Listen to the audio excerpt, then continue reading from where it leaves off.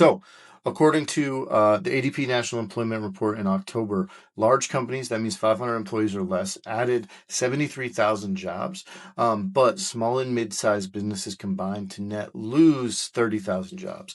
They call this a jobless boom, and what that means is that there are economic factors that are driving up many economic values and economic benchmarks that might make it seem like it's a really positive economic trend, but from a jobs perspective, it's a difficult market for job seekers.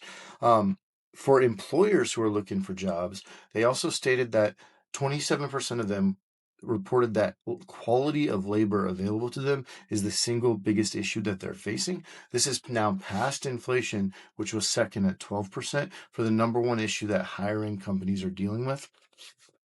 In addition, you had some other factors like the government shutdown, which thankfully is now ending. That froze SBA loan programs, which mean less capital was available to small and mid-sized businesses.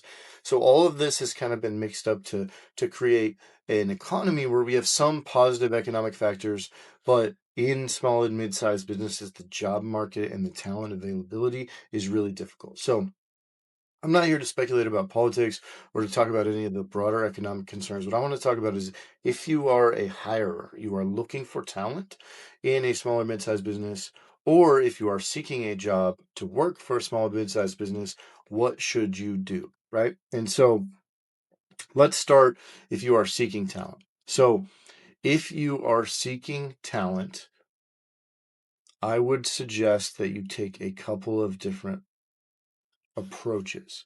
So number one, there have been some layoffs, especially in kind of the tech space. So keep an eye out for that. And when there are layoffs, you have an opportunity to proactively approach people who have really good skill sets or experience, and maybe their teams were laid off, and you can approach them about potential open positions that you have. But you have to be more proactive in your searching for candidates than maybe you have been in the past. So be very proactive is the number one piece of advice I would give for people who are seeking employers. The second piece of advice for people that are seeking employees, excuse me, the second piece of advice that I would give people is don't be afraid to entertain um, inexperience that can be trained into what you're actually looking for. When the number one problem that people are having is finding good labor quality, I have had a lot of success personally in hiring younger, smart people who don't have a lot of experience, but then training them into the roles I want them to fill.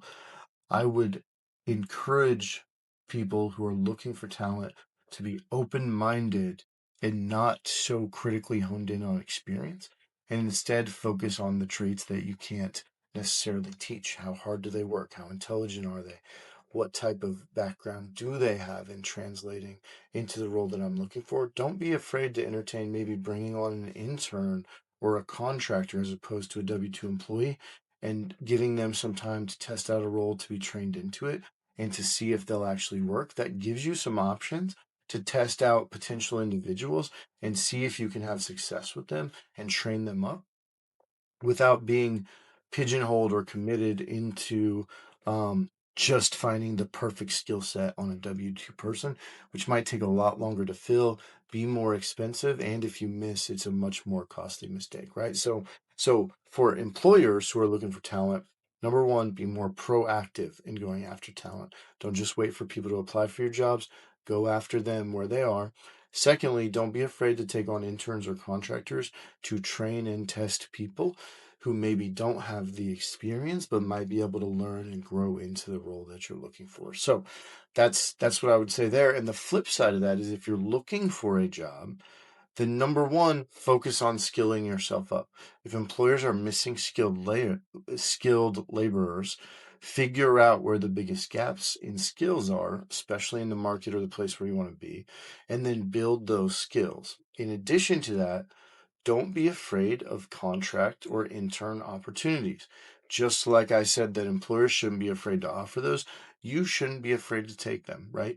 If you don't have a job and you are looking, obviously, if you have a job and you're just kind of looking for the best opportunity, that's totally different. But if you don't have a job and you're looking, don't be afraid to approach for contract and intern opportunities to get your foot in the door and build skill sets, right? Getting your foot in the door is the first step to driving into a better job. So you cannot be afraid to pursue that if that's the best opportunity that you have. So don't be afraid about taking on internships. Don't be afraid about taking on contract opportunities as opposed to full time or even part time opportunities. If it gets your foot in the door and gives you a chance to build the skills necessary, right? This is a difficult job market, and it seems to be continuing in that direction. So you have to be very intentional, whether you're on the employer side or the employee side. You have to be very intentional about the steps that you're taking to address these things, right?